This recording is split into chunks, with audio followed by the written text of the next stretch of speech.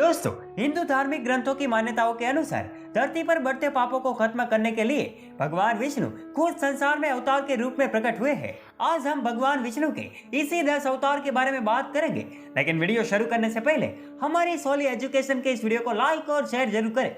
मत्स्य एक बार इस पृथ्वी पर मनु नामक पुरुष हुए। वे भगवान विष्णु के परम भक्त थे। एक बार वे सुबह के समय सूर्य नारायण को अर्घ्य दे रहे थे। तभी एक मछली ने उनसे कहा कि आप मुझे अपने कमंडल में रख लो। दया और धर्म के अनुसार इस राजा ने मछली को अपने कमंडल में ले लिया और घर की ओर निकले। दोस्तों, घर पहुंचते तक वह मत्स्य उस कमंडल के आकार का हो गया।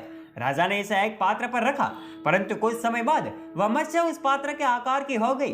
अंत में राजा ने उसे समुद्र में डाला तो उसने पूरे समुद्र को ढक दिया। उस सुनहरी रंग मछली ने अपने दिव्य पहचान उजागर की और अपने भक्त को यह सूचित किया कि उस दिवस के ठीक 7वें दिन प्रलय आएगा। तत्पश्चात विश्व का नया सर्जन होगा।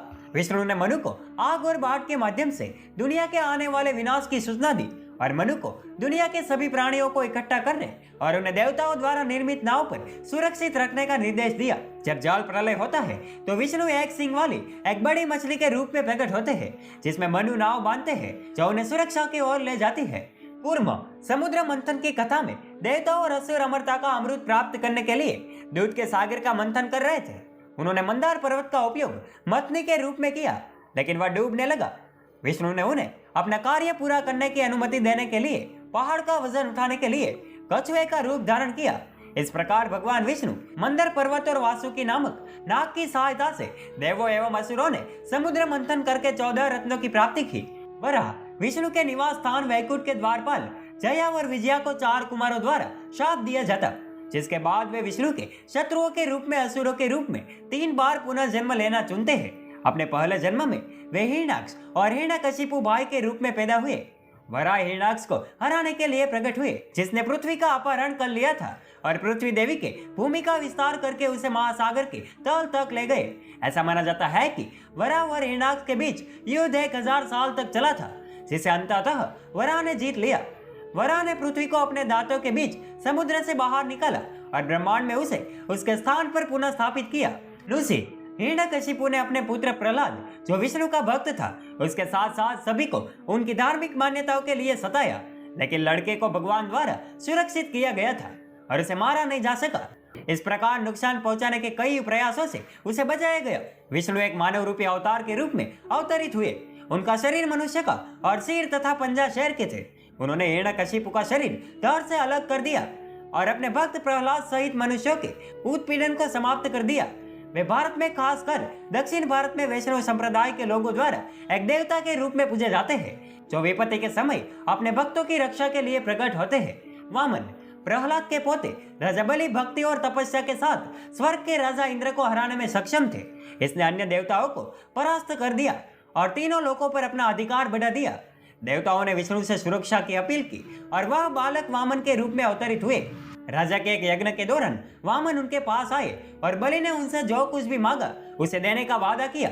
वामन ने 3 पग भूमि मांगी और बलि सहमत हो गया, जिसके बाद बोने ने अपना आकार बदलकर विशाल त्रिविक्रम रूप में कर लिया।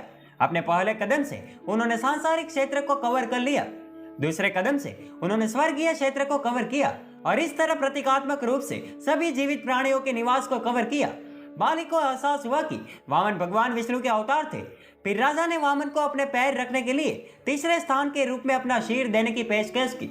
अवतार ने ऐसा किया और इस प्रकार बाली को अमरता प्रदान की और इसे पाताल लोक का शासक बना दिया।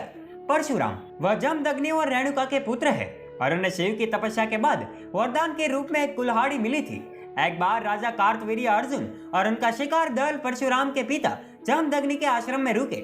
ऋषि दिव्य गाय कामधेनु की मदद से उन सभी को खिलाने में सक्षम थे। राजा ने गाय की मांग की, लेकिन जमदग्नि ने इनकार कर दिया। क्रोधित होकर राजा ने उसे बलपूर्वक अपने कब्जे में ले लिया और आश्रम को नष्ट कर दिया तथा गाय को लेकर वहां से चला गया। तब परशुराम ने राजा को उसके महल में मार डाला और उसकी सेना को नष्ट कर दिया। बदला लेने के लिए कार्तवीर्य के पुत्रों ने जमदग्नि की हत्या कर दी, जिसके बाद परशुराम ने 21 बार दुनिया भर में यात्रा करने और पृथ्वी पर हर क्षत्रिय राजा को मारने और उसके खून से 5 जिलों को भरने की प्रतिज्ञा ली। अंततः उनके दादा ऋषि रुचिका उनके सामने प्रकट हुए और उन्हें रोका। राम, अयोध्या के राजा राम, जो हिंदू धर्म में आमतौर पर पूजे जाने वाले अवतार है, और उन्हें आदर्श पुरुष और धार्मिकता का अवतार माना जाता है। उनकी कहानी हिंदू धर्म के सबसे अधिक पढ़े जाने वाले ग्रंथों में से एक रामायण में वर्णित है। जब वह अपने भाई लक्ष्मण और पत्नी सीता के साथ अपने ही राज्य से निर्वासन में थे तो एक राक्षस और लंका के राजा रावण ने उनका अपहरण कर लिया था। राम ने लंका की यात्रा की, रावण को मारा और सीता को बचाया, जिसके बाद राम और सीता घर लौट आए और उनका राज्याभिषेक किया गया। राजकुमार राम की अयोध्या राज्य में वापसी का दिन पूरे भारत में दिवाली के त्योहार के रूप में मनाया जाता है। कृष्ण देवकी और वासुदेव के 8वें पुत्र और यशोदा और नंद के पालित पुत्र थे।